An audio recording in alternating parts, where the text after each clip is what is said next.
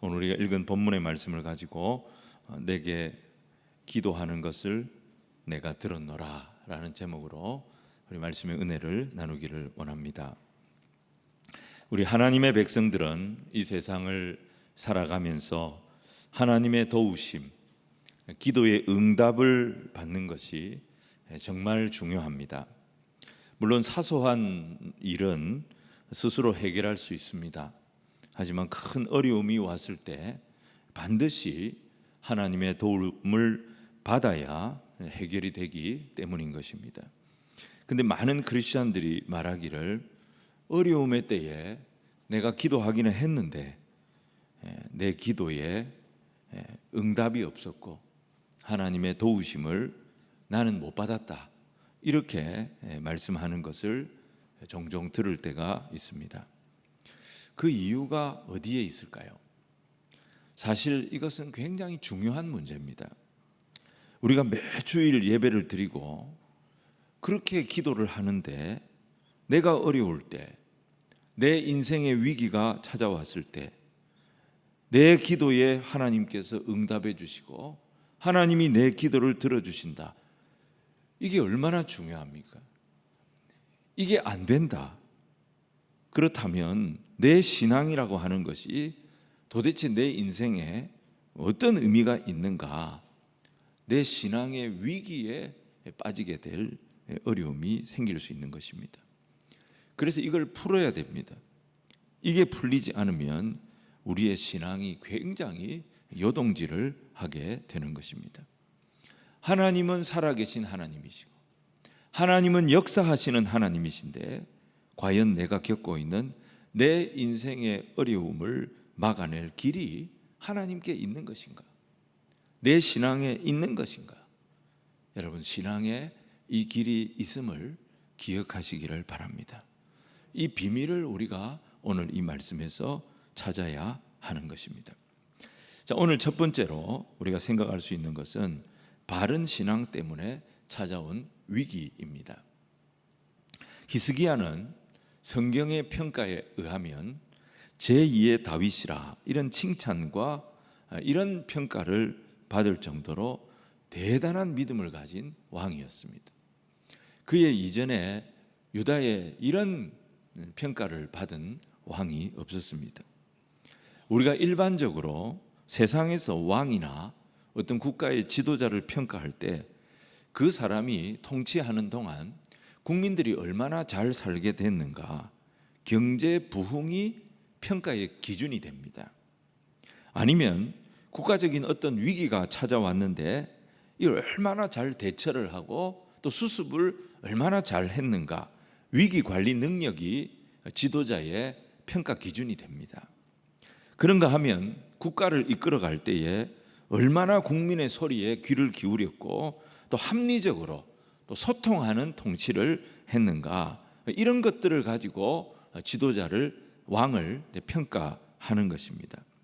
근데 하나님은 이런 세상의 기준보다도 신앙의 기준으로 평가를 하십니다. 히스기야는 그런 하나님의 기준에서 볼 때 거의 만점을 받은 왕이었습니다. 이런 왕이 없었습니다. 사실 히스기야의 아버지가 누굽니까? 아하스입니다. 여러분들이 또 헷갈릴까 봐 제가 먼저 대답을 했습니다.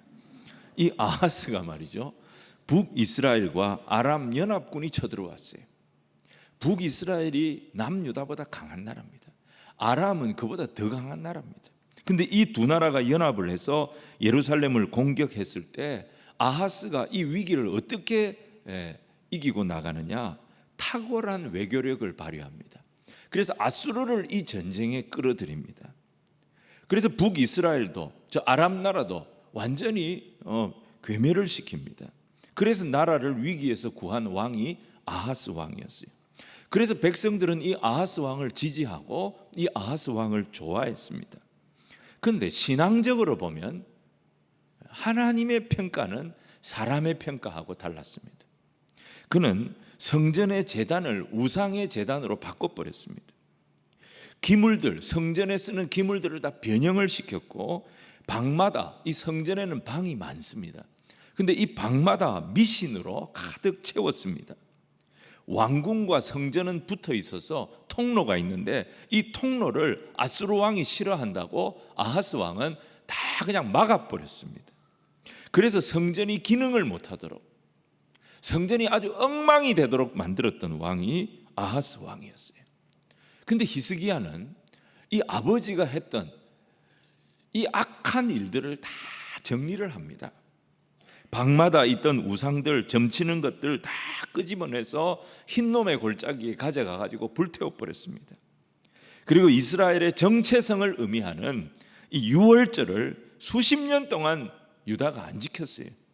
히스기야는 이 유월절을 다시 회복시킵니다. 그리고 북이스라엘이 망했습니다. 많은 사람들이 아수르의 포로로 끌려갔습니다. 근데 사마리아 땅에는 남아있는 유민들이 있었습니다. 끌려가지 않고 남아있는 이 유민들이 너무너무 비참하게 살고 있었어요. 이 유민들을 다 초대해가지고 유월절을 같이 지냈습니다. 그리고 온 산에 퍼져 있던 산당들, 그 산당에 있던 바알을 우상을 섬기는 모든 이 제단들 다 불태워버리고 우상과 여호와 신앙으로 이 백성들이 갈라져 있었어요. 이 갈라진 신앙을 여호와 신앙으로 유대 나라가 하나가 되도록 만들었던 임금이 히스기야였습니다. 그런데 히스기야가 이렇게 신앙적으로는 굉장히 개혁을 했는데 국제 정세는 유다에게 굉장히 불리한 방향으로 가고 있었던 것입니다. 히스기야 때에 아수르가 아주 강해졌습니다. 디글랏 빌레셀, 살만 에셀, 사르곤, 사네립, 이렇게 100년에 진짜 한번 나올까 말까한 왕들이 대를 이어서 아수르에 계속 나왔어요. 이 나라가 굉장히 강력한 나라가 되어졌던 것입니다. 이들은 남쪽으로 애굽까지 세력을 확장시켜서 천하를 통일하겠다, 이런 야심을 가지고 계속 영토를 확장시켜 나가고 있었습니다. 애굽이 그 사실을 몰랐겠습니까? 이 애굽도 긴장하면서 아수르의 이 움직임을 주목하고 있었던 것입니다. 이 강대국들이 팽팽하게 긴장 관계를 형성하고 있는데 그 사이에 누가 있었냐면 히스기야가 있었던 것입니다. 유대 나라가 그 사이에 끼어 있었던 것입니다. 유대 나라는 힘으로는 아수르를 상대할 수가 없습니다. 힘으로는 애굽을 상대할 수가 없어요. 근데 이 히스기야는 이 강력한 강대국들 사이에서 이 유대 나라가 사는 길이 뭐냐? 하나님 앞에 나가는 길이다. 바른 믿음을 회복하는 길이다. 그 길만이 이 난국을 극복할 수 있는 유일한 방법이라고 생각을 했던 것입니다. 그래서 백성들에게 우리가 영적으로 분열되면 안 된다. 여호와 신앙을 섬기는 사람이 있고 우상을 섬기는 사람이 있는데 우리가 그렇게 해가지고는 하나님의 능력을 경험할 수 없다. 여호와 신앙으로 우리가 하나가 되자. 여호와 신앙을 가져도 어설픈 그런 신앙으로는 안 되고 출애굽의 신앙으로 돌아가자. 이스라엘의 정체성을 만들어 주셨던 하나님이 그 강한 나라 애굽을 꺾으시고 그 애굽에서 우리 조상들을 구원해 주셨던 그 유월절의 신앙, 출애굽의 신앙으로 우리가 돌아가자. 그래서 유월절을 온 국가적으로 지키게 했던 것입니다. 그런데 이게 아수르 왕의 입장에서는 굉장히 심기가 불편한 행동이었던 것입니다. 북이스라엘은 자기가 멸망시킨 나라예요. 그 멸망시킨 나라의 백성들을 예루살렘으로 다 불러들여 가지고 이걸 유다이즘, 유다주의를 강화시키는 것으로 보았던 것입니다. 여호와 신앙으로 우리가 하나로 뭉치자. 이거 가만둬서는 안 되겠다. 이걸 자기에 대한 아수르 왕에 대한 도발로 생각을 했던 것입니다. 이걸 딱 캐치했던 머리 좋은 사람들이 히스기야의 신하들이었어요. 왕이요, 국제사회에서는 신앙 좋은 거 안 알아줍니다. 힘이 있어야 됩니다. 힘이 있어야 나라를 지키지. 힘이 없는데 예배 드린다고, 힘이 없는데 기도한다고 나라가 되는 게 아닙니다. 그래서 이 아수르의 세력을 막으려면, 이 아수르의 팽창주의를 막으려면 어쩔 수 없습니다. 애굽의 도움을 구해야 됩니다. 이렇게 주장을 했던 것입니다. 근데 하나님의 종이었던 이사야 선지는 절대 애굽은 안 된다는 거예요. 애굽과 손잡으면 안 된다는 것입니다. 당시에 애굽은 구스인들이 정복을 했습니다. 그래서 구스 왕 디르하가가 애굽의 바로가 돼 있었습니다.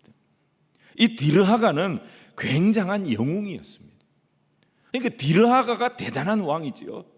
아수르의 왕들이 다 대단한 왕들이지요. 그런 대단한 왕들 사이에 히스기야가 끼어 있고 유대 나라가 끼어 있었어요. 어떻게든지 나라를 구하려면 양쪽 중에 하나에 붙어야 되는데 아수르는 공격하려고 합니다. 그래서 나라를 지키려면 애굽의 도움이 필요한데 이사야는 애굽과 절대 연합하면 안 된다는 거예요. 애굽에 가면 안 된다는 거예요. 자, 이사야서 31장 1절로 3절 말씀을 우리 같이 한번 읽어보겠습니다. 1절로 3절 시작.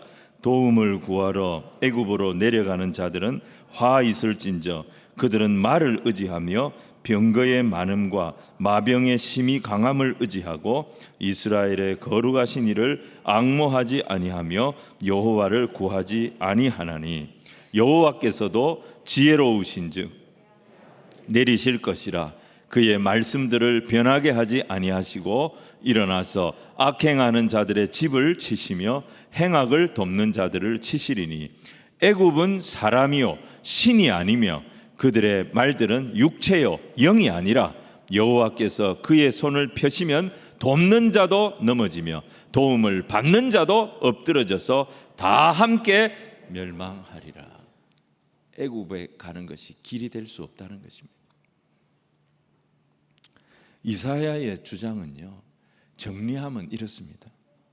아니 지금 우리가 유월절 신앙으로 돌아가자면서, 유월절 신앙으로 온 나라가 하나 돼야 된다면서, 아니 유월절 신앙으로 돌아가자면서 유월절 신앙이 출애굽한 신앙인데 다시 그 애굽을 찾아가겠다는 게 말이 되느냐? 애굽을 찾아가서 애굽의 도움을 구한다는 것은 하나님께서 그곳에서 구원해 주신 하나님의 은혜를 무시하는 것이다. 그래서 절대 안 된다. 지금 아수르는 쳐들어오고 있습니다. 아수르를 상대할 만한 세력은 애굽 외에는 없어요. 근데 애굽을 찾아가면 안 된다는 거예요. 그러면 어떻게 합니까? 죽으라고 하나님만 붙들라는 것입니다. 근데 사람들이 볼 때에 하나님만 붙들고 기도만 한다는 것은 아무것도 안 하는 것처럼 보이는 것입니다. 아무것도 안 하는 것은 이 위기의 때에 가만히 앉아서 죽자는 것이다. 자살 행위다. 이게 국가 지도자가 할 말이냐? 너무너무 무책임하지 않냐? 그래서 신하들은 뭐예요? 친애굽 정책. 이사야 말 듣지 말고 애굽에 가서 우리 좀 도와달라고 부탁을 합시다. 이 주장을 했던 겁니다. 근데 이들의 주장 자체가 사내립을 더 자극하는 언동이 되어졌던 것입니다. 히스기야는 말이죠, 신앙의 개혁을 일으키면, 바른 신앙으로 이 유대 나라가 돌아가면, 예루살렘이 하나님을 예배하고 이 영적 부흥이 일어나면 모든 어려움은 사라지고 잘 될 거라고 생각했어요. 그런데 상황은 어떻습니까? 그게 아수르 왕을 자극하는 행동이 돼가지고 지금 더 큰 위기 상황이 벌어지게 된 겁니다. 오히려 예수 잘 믿겠다고 한 것이, 바른 신앙을 갖겠다고 한 것이 자기 인생을 더 힘들게 만든 꼴이 돼버린 거라는 거예요. 자, 오늘 두 번째, 드디어 전쟁이 터집니다. 히스기야는 하나님 잘 믿으려고 노력했어요. 그래서 왕이 되고 14년 동안 어떻게든지 하나님 기쁘신 일을 하려고 정성을 다하고 최선을 다했어요. 근데 그에게 돌아온 것은 아수르 왕 사네립이 쳐들어온 것입니다. 46개 성읍이 파괴되고, 열왕기에는 잘 표현이 안 돼 있습니다만은 20만 명의 유대인들이 포로로 끌려가서요, 노예 시장을 통해서 전 세계에 팔려갑니다. 온 나라가 폐허가 된 거예요. 이사야서 1장 6절을 보면 그 당시에 유대의 상황을 묘사를 해놨는데 발바닥부터 머리끝까지 성한 곳이 없고 상하고 터지고 맞은 흔적밖에 없는 비참한 형편이었다, 그렇게 설명하고 있습니다. 히스기야는 어떻게든지 하나님을 기쁘시게 하고 하나님 중심으로 온 백성들의 마음을 모으고 성전을 중심으로 예배의 부흥을 일으키면 이 위기의 때에 유다가 살 거라고, 예루살렘이 안전할 거라고 생각했는데 그의 신앙은 아수르의 무력 앞에 속수무책이었어요.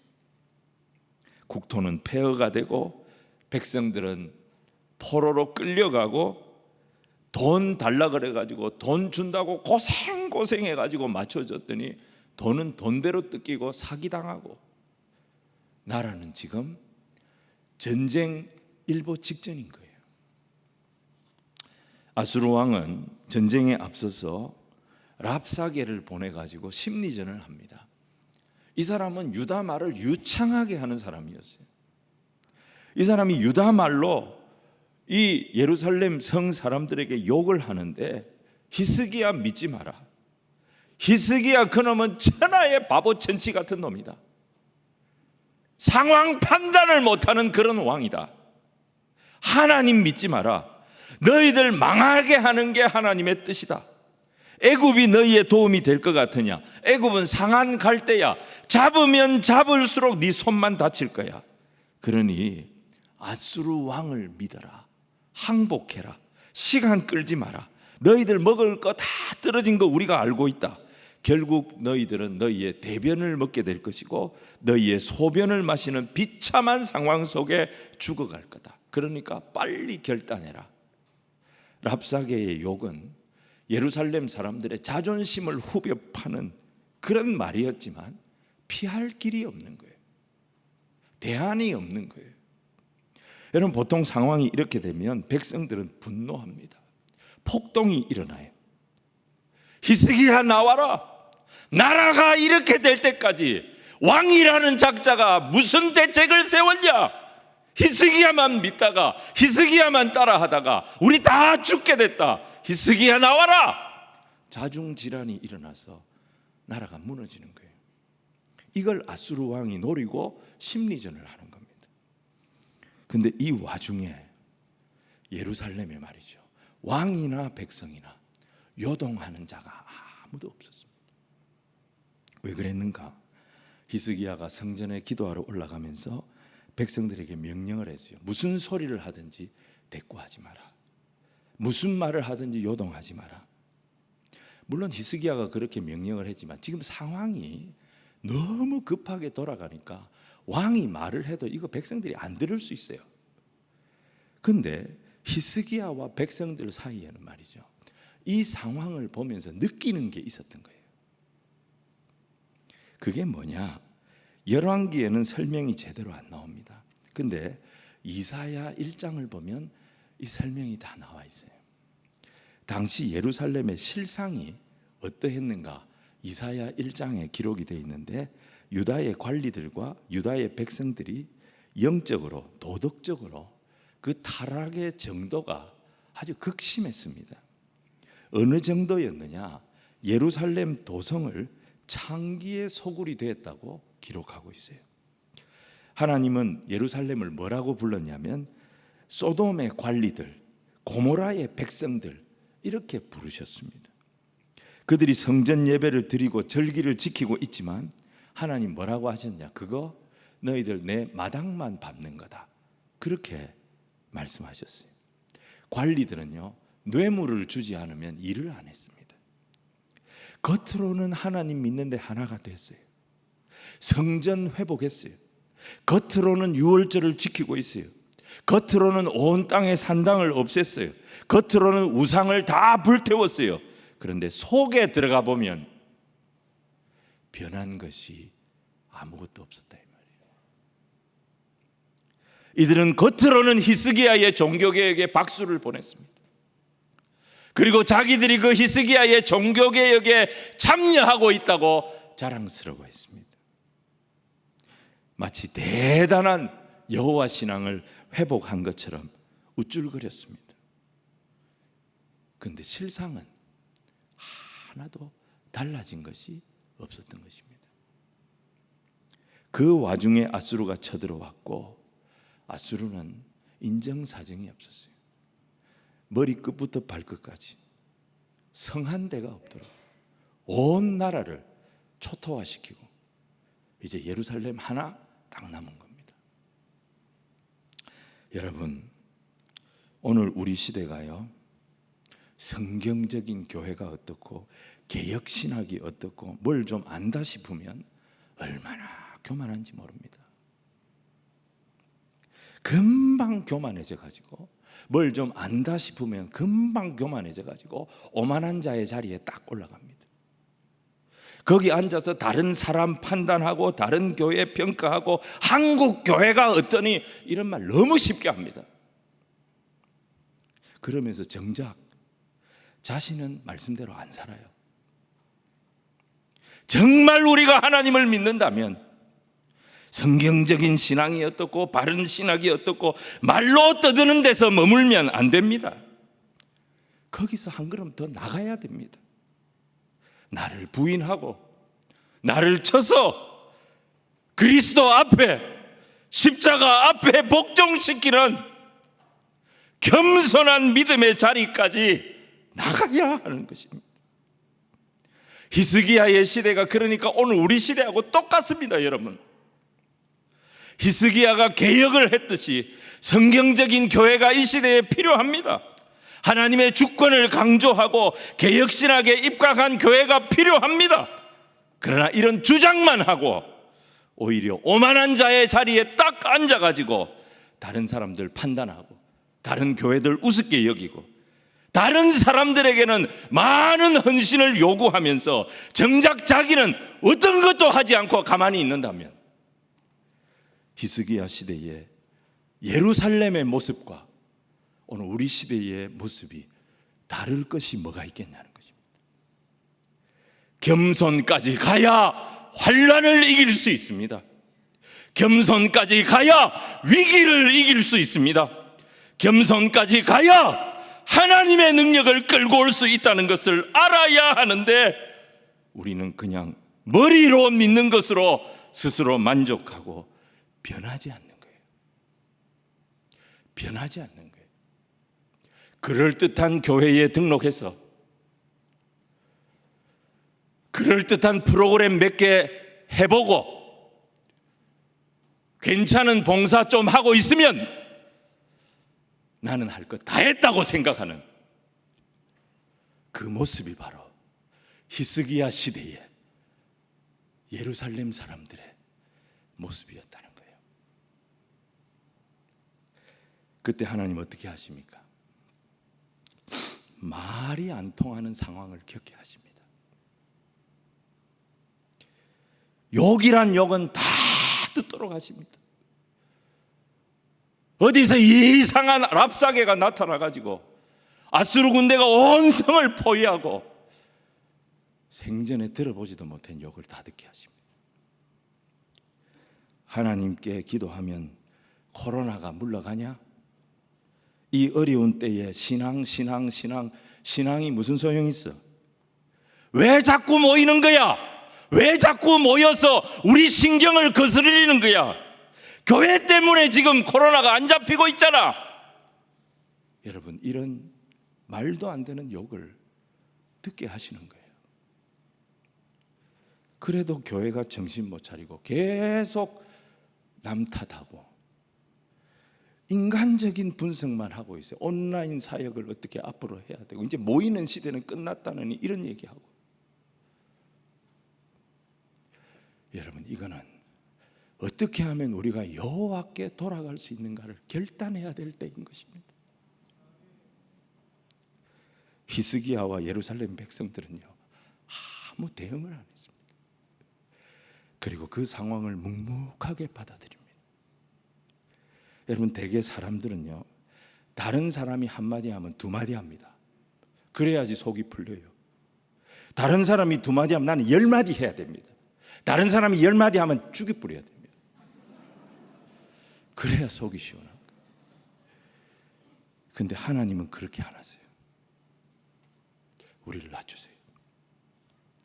하나님은 하나님의 능력을 나타내시기 전에 우리의 믿음을 먼저 달아보십니다. 무엇으로 달아보시느냐? 겸손의 저울로 우리의 믿음을 달아보세요.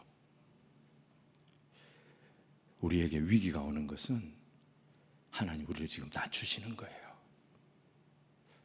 하나님 우리를 낮추실 때 낮아져야지요.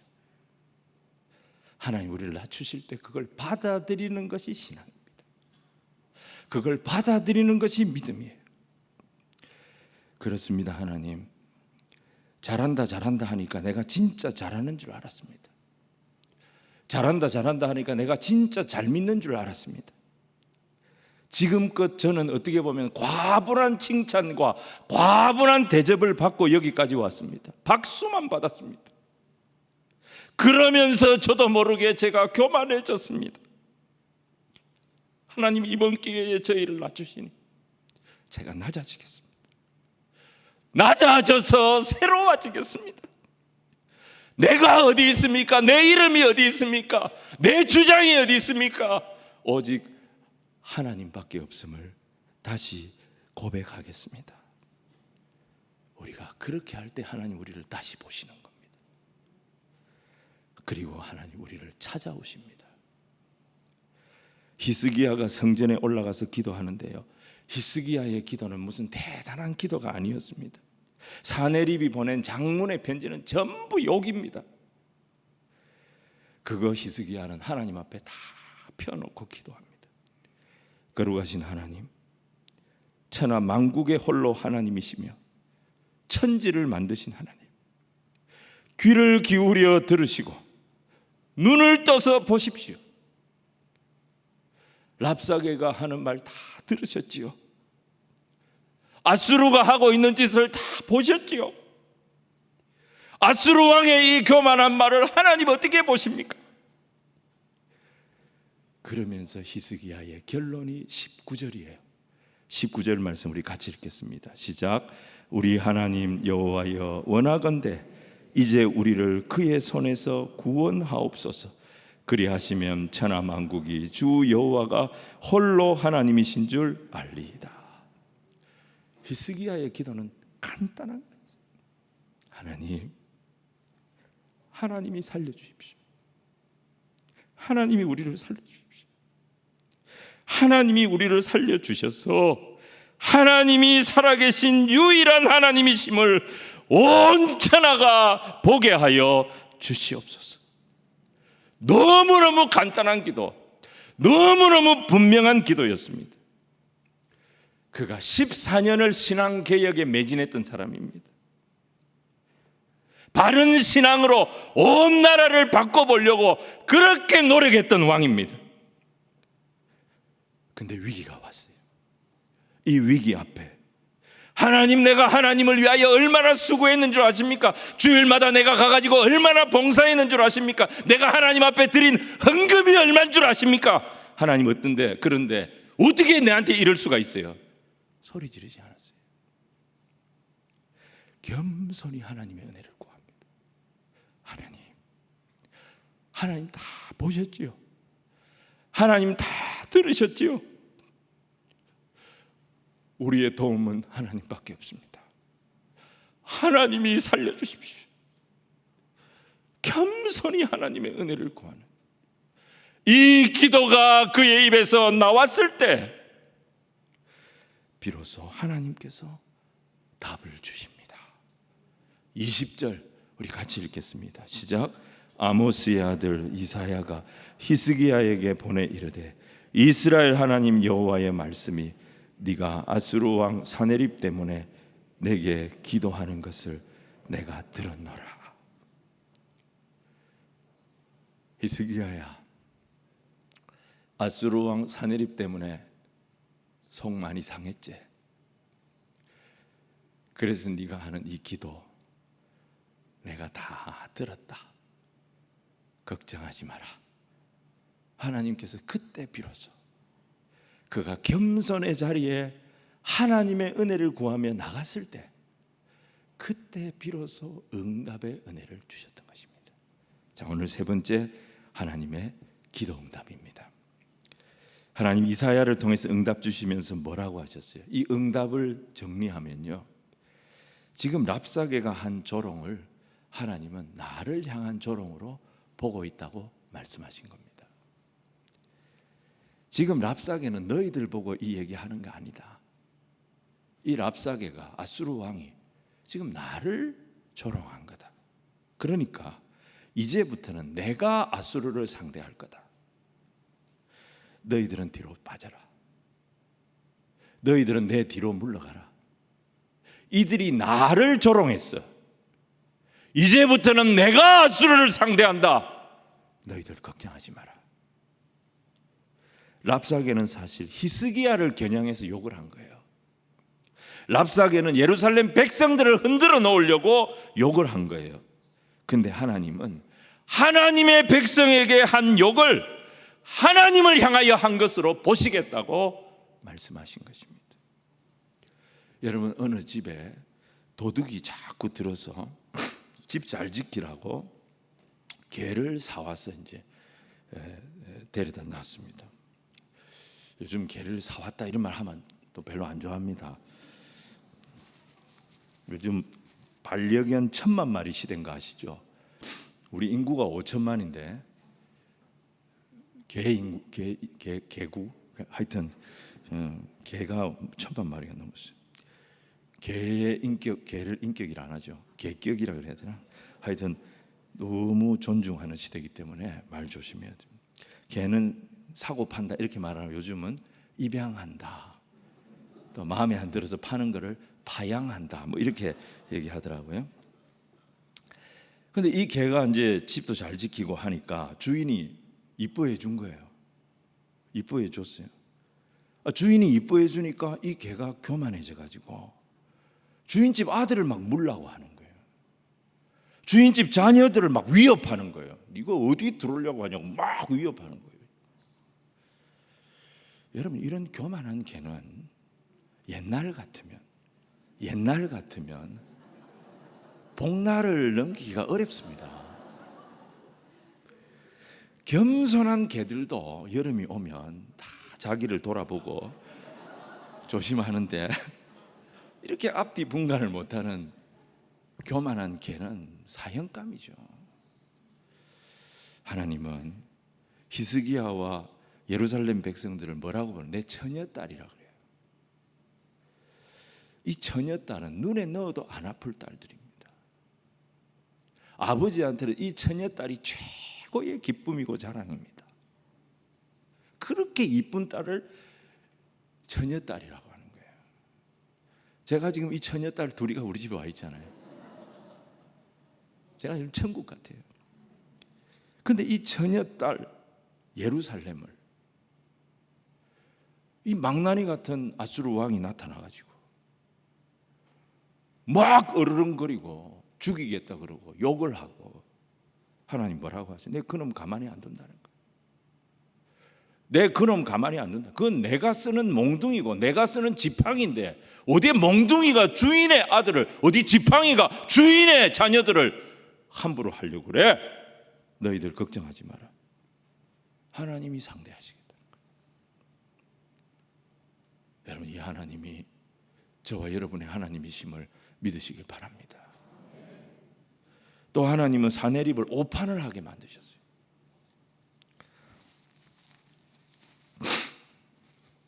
구스 왕 비르하가가 움직이고 있다. 애굽이 움직이고 있다. 이 소문을 듣고 예루살렘에서 이제 병력을 빼서 아수르로 돌아갔으면 아무 문제가 없었어요. 근데 사내립이 병력을 뺄까 말까 고민을 하는 거예요. 고민을 하다가 오판을 한 거예요. 철수를 시켰으면 문제가 없는데 20만 명을 남겨둡니다. 그리고 자기는 나와요. 이게 실수였습니다. 이 20만 명 중에 18만 5천 명이 죽은 겁니다. 사내립이 실수를 할 사람이 아닙니다. 왜 그러냐면 사내립의 뒤에는 수천 명의 싱크탱크들이 왕을 보좌하고 있습니다. 이 사람들은 천재들입니다. 이 사람들이 각 분야에서 왕을 돕고 있습니다. 이 사람들은 전 세계에서 올라오는 그 무수한 첩보들 중에 확실한 정보를 정리해가지고 왕에게 딱딱 알려주기 때문에 왕이 절대 실수를 안 해요. 항상 바른 판단을 할 수 있도록 수많은 싱크탱크들이 뒤에서 돕고 있는 것입니다. 그래서 여러분, 강대국이 그냥 강대국이 되는 것이 아닙니다. 강대국의 이 대통령은 엄청난 정보를 갖고 있는 거예요. 그런데 왜 사내립이 실수를 하느냐? 그가 교만했던 거예요. 내가 누군데, 내가 아수르 왕인데 소문 따위에 흔들릴까 보냐, 스스로 교만해졌던 거예요. 그러면서 계속 이 예루살렘 침공에 대한 고집을 버리지를 못했던 것입니다. 그때 하나님은 어떻게 하십니까? 계속 예루살렘을 향해 고집을 부리니까 한 천사를 보내십니다. 그 천사가 18만 5천 명 대군을 하룻밤에 송장으로 만들어 버렸습니다. 여러분, 전멸이라고 하는 것은 싹 다 죽이는 것을 말하는 것이 아닙니다. 전멸을 시켜도 한 10% 정도는 살려서 돌려보냅니다.